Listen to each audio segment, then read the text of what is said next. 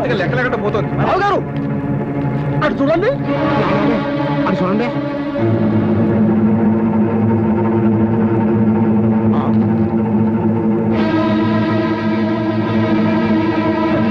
చిన్న టచ్ ఇచ్చేసరికి మా వాడి మొహం కిలమెక్కిన మరచింపులో ఎలా మారిపోయిందో చూసా. ఆ కోపం ఈ కోపం కలిపి నా పెళ్ళానికి కానీ టచ్ ఇచ్చేస్తారేమోనండి బాబు. ఏడు సైడ్లే నువ్వు ధైర్యంగా పదా.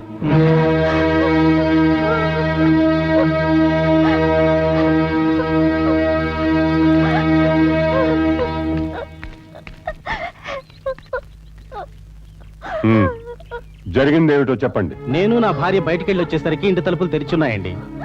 ఏమిటా లోపలికెళ్ళి చూస్తే ఉయ్యాల పడుకున్న మా చంటాడి మెళ్ళలో గొలుసు తెంపుకుని ఇది పారిపోబోతుంటే మేము పట్టుకుని కట్టేశామండి. ఏమమ్మాయి, నువ్వు వాళ్ళ ఇంటికి వెళ్ళావా?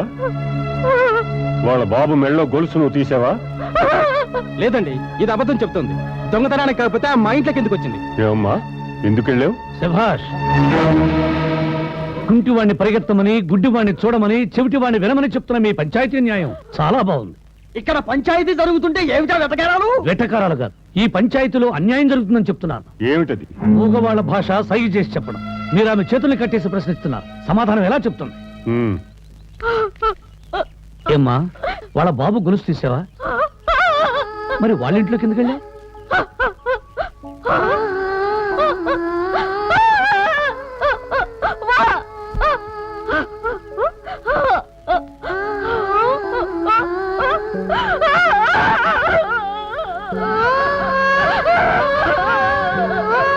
చెప్పింది అర్థమైందా?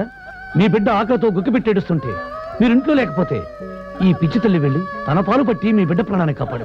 ఈ కులం గాని కులంది నా బిడ్డకు పాలుపడేవేంటి? ఆ దొంగతనాన్ని కప్పిపుచ్చుకోవడానికి ఇది అబద్ధం చెప్తోంది.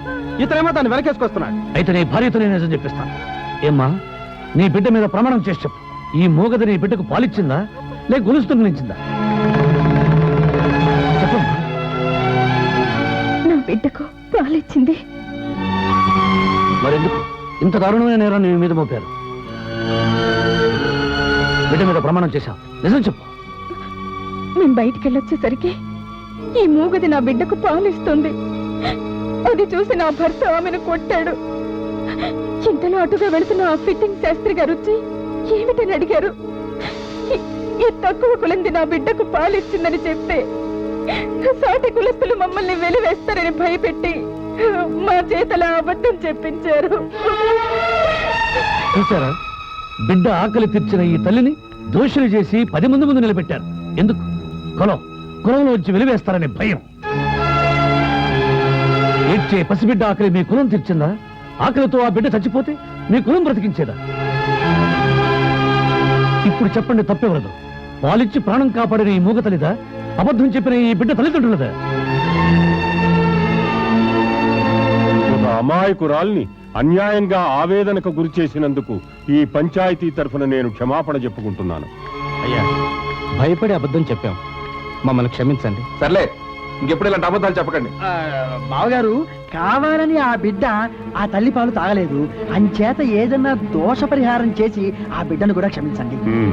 సర్లే, పసుపు నీళ్లు తీసుకురా.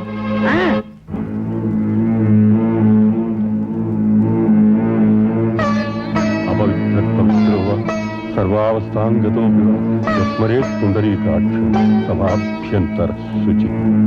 ఒక్క నిమిషం.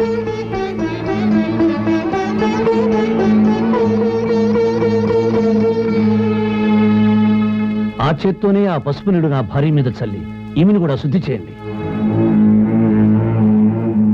ఆ బిడ్డ దోషం పోగొట్టి తన తల్లిదండ్రుల దగ్గర తన కుటుంబంలోనూ ఎలా ఉండేలా చేయగలిగారు, అలాగే నా భార్యను కూడా తన తల్లిదండ్రుల దగ్గర తన కులస్తుల మధ్య ఉండేలా చేయండి. కాదనకండయ్యా, ఈ సుట్టికి మా కోడల పిల్ల కూడా శుద్ధి చేసేయండి. ఏమిటి ఆలోచిస్తున్నారు శాస్త్రి గారు? ఊరి వాళ్ళకు ఒక న్యాయం, తనకో న్యాయం ఉండకూడదు. తలండి. అది ఎలా కుదురుతుందండి? ఆ శుద్ధి వేరు, ఈ శుద్ధి వేరు. శుద్ధి కాదు, మీ బుద్ధి వేరు. ఒక తప్పును ఒప్పుగా మార్చే శక్తి ఆ పశువు నీళ్ళకు ఉన్నప్పుడు ఆ పశువు నీళ్ళు వేల మీద తలమనండి.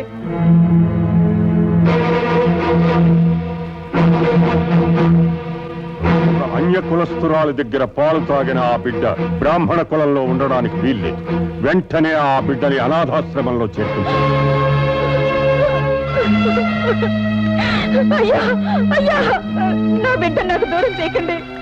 నా బిడ్డ లేకుండా నేను ఈ బతకలేను. పంచాయతీ పెద్దగా నేనిచ్చిన తీర్పు మీరు అమలు చెయ్యండి, లేదా మిమ్మల్ని వెలివేయాల్సి ఉంటుంది. ఆహా, ఎంత విశాలమైన హృదయం అండి మీది. మీ కూతుర్ని మీ దగ్గరికి తీసుకుంటారని, విడదీసిన భార్యాభర్తల్ని కలుపుతారని అనుకున్నాను, కానీ కలిసున్న తల్లి బిడ్డల్ని విడదీస్తారనుకోలేదు. ఉండనాలికి మందేరా అంటే ఉండనాలికి నోడగొట్టే బాపతం. మీకు మీ తీర్పుకి ఒక నమస్కారం. కులం మతం లేని అనాథల్లా మేము బతుకుతాం, కానీ అమ్మా నాన్న లేని అనాథగా మా బిడ్డని మాత్రం బతకనివ్వం. మా బిడ్డకు లేని బ్రాహ్మణత్వం మాకు అక్కర్లేదు. తల్లి బిడ్డల్ని వేరు చేసే మీ కులాన్ని మేము బహిష్కరిస్తున్నాం. ఇప్పుడే వెళ్ళిపోతున్నాం. మొదలే రండి బాబు, మా పేటకి రండి, మా ఇంట్లో ఉండండి.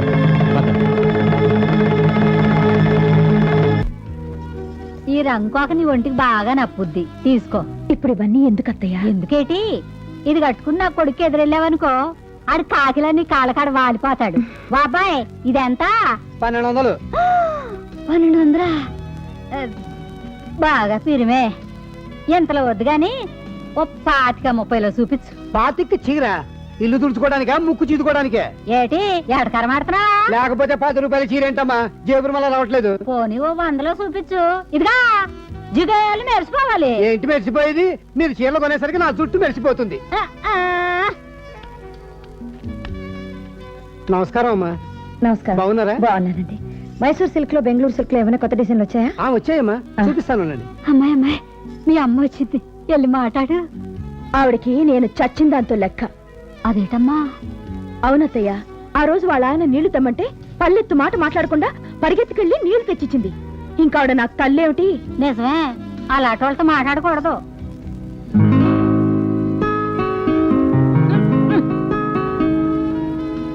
ఇవ్వనమ్మా, చూడండి. ఒరేయ్, ఎవరిని? నిన్నే. నన్నా?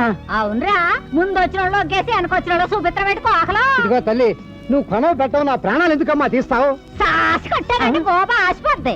యాదవేసాలైక ముందు మాకు చూపించు. చూడమ్మా, మీది 100ల బేరం, అది 1000 బేరం. అయితే ఏట్రా, ఏలట్టి మేము కొనలేమా? నేను తలుసుకున్నానంటే కొట్టు మాత్రం కొనేస్తాను. ఎక్స్క్యూజ్ మీ, అమ్మా, నేను వెయిట్ చేస్తాను. తీసుకెళ్లి వాళ్ళకే చూపించండి. థాంక్స్ అమ్మా. ఇంగిలి పీసు. చూసుకోండి. ఈ 2 కాకులు తీసుకోమ్మా. ఇంత ఖరీదు ఎందుకు అత్తయ్య? ఉంచమ్మా, నువ్వు మహాలక్ష్మిలా ఉండాలంతే. ఎంతరా? 2 కలిపి 4000. సీపే పొట్టం గట్టి వస్తా. ఇదిగో సేటు గారు, ఈ గాజులు తాకట్టెట్టుకుని బేగి 4 వేలు. ఆకండి, ఆ గాజులు ఆవిడకిచ్చేయండి. ఏటి అక్కర్లేదు, నువ్వు డబ్బులు ఇయ్యి. దాని బట్టల కోసం మీ గాజులు తాకట్టు పెడతారా? యాదవకు రాజులేటి, అవసరమైతే మా ప్రాణాలు ఇస్తాం. అందుకే నా కూతుర్ని మీ ఇంటికి పంపించింది. దాన్ని కోడలుగా కాకుండా కన్న కూతుర్లా చూసుకుంటారనే నమ్మకం ఉండబట్టే ఆ రోజు దాన్ని ఎత్తిన నీళ్లు పోస్తూ ఉంటే అడ్డు చెప్పలేదు. ఆయనలో మార్పు రాదు, పెళ్లి చేసి దీన్ని ఇంట్లో ఉంచుకోవడం కంటే అత్తారింటికి పంపించడమే మంచిదని ఆ రోజు కోపం నటించాను. కట్టుబట్టలతో వచ్చిన నా కూతురికి, అల్లుడు గారికి బట్టలు తెద్దామని నేను వచ్చింది. ఇదిగో మీరు తీసుకున్న వాటికి డబ్బులు ఇచ్చేశాను, తీసుకోండి. పాపిట్టి దాన్ని మీ మంచి మనసు అర్థం చేసుకోలేకపోయాను, క్షమించండి అమ్మా. నేను అమ్మని బొమ్మని కాదు, నీ వియ్యపురాల్ని. ఆ గాజులు తీసుకోండి, వెళదాం. మా ఓడి విషయంలో పంతులు గారు ఏటన్నా మెత్తపడ్డారా? మెత్తపడ్డావా? ఇనప మేకులా ఇంకా గట్టిపడ్డారు. మరి అలా బిగుసుపోతేలదా? మడిసి నా కూతంత పట్టు ఇడుపు ఉండాలి కదా. నిన్న కూడా మీ అబ్బాయి విషయం ఎత్తాను. ఏటన్నారు? నువ్వు చచ్చావనుకుని నేనెత్తిన కూడా నీళ్లు పోస్తానన్నారు. ఇదేటమ్మిది, నీళ్ళు పోయడం అంటే మా గొప్ప సరదాగా ఉన్నట్టుంది మీ పంతులు గారికి. ఓ పని చేయండి. ఏమిటి? అమ్మా, నువ్వు కూతంత ఎదరకనాడు. ఏ? మేం పెద్దవాళ్ళం, పెద్ద పెద్ద మాటలు ఆడేసుకుంటాం. ఆడుకోండి, నేను పెద్ద మనిషి అయిన దాన్నే, పెళ్ళైన దాన్నే. నా అమ్మ నా తల్లి నువ్వేనకూడదు, వెళ్ళమ్మా. వెళ్ళండి. 2 అవుతుంది, భోజనానికి ఇంటికి వెళ్ళరా? ఓహో, ఈ రోజు నుంచి భోజనాలు, టిఫిన్లు, రాత్రులు పడక కూడా ఇక్కడే. అదేంటి సరే? ఇంటికెళితే చుట్టుపక్కల ఆవులు, పిల్లులు, కోళ్లు తెగరచేస్తున్నాయి. ఇక్కడైతే ప్రశాంతంగా ఉంటుందని. మొన్న భవాని, నిన్న దాని తాత, ఇవాళ వైకుంఠ శర్మ వాడి పెళ్ళం ఈ అగ్రహారాన్ని మన బ్రాహ్మణికాన్ని కాదని వెళ్ళిపోయారు. ఇలా రోజుకొక్కరు వెళ్ళిపోతే త్వరలోనే ఈ అగ్రహారం మొత్తం ఖాళీ అయిపోతుంది. అందుకే మనం ఏదో ఒకటి చేయాలి. అసలు దీని అందరికీ కారణం చంద్రంగాడు. ముందు వాడిని లేపేస్తే ఈ విషయం తెలిస్తే వాడు ముందు నిన్ను లేపేస్తాడు. రే, మనం ఏం చేసినా వాడి జోలికి వెళ్లకుండా వాడి పీడ వదిలించుకోవాలి. అయితే ఓ కొత్త స్కీమ్ చెప్తా. మనం జైల్లో కూర్చోడానికి కాదు, ఆ చంద్రంగాడిని జైలుకు పంపించడానికి, అక్కడ ఉరి వేయించడానికి. ఏమిటిది? ఆ ఎస్టిడి పుత్తు పాలకుట్టికి చంద్రంగాడంటే పిచ్చి ప్రేమ. దాన్ని మనం చంపేసి ఆ చంద్రంగాడికి దానికి కనెక్షన్ ఉందని అది పెళ్లి చేసుకోమని నిలదీస్తే దాన్ని వీడు చంపేశాడని మనం పుకారు లేవదీద్దాం. దాంతో వాడి పని క్లోజ్. ఐడియా బ్రహ్మాండంగా ఉంది. అయితే ఇంకా ఆలస్యం దేనికి? ఓ నలుగురిని పంపించి దాని చావుకి ముహూర్తం పెట్టించే.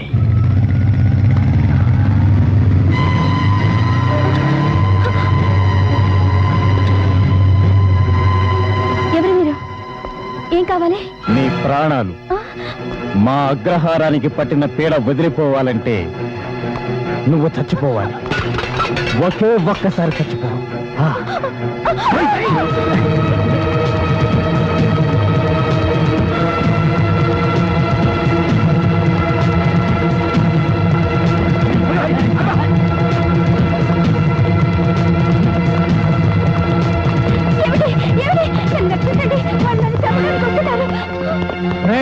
రాష్ట్రుడా, నీకు ఇదేం పోయి కాలరా? నోరు మూసుకొని పోరా ముసలి నక్క.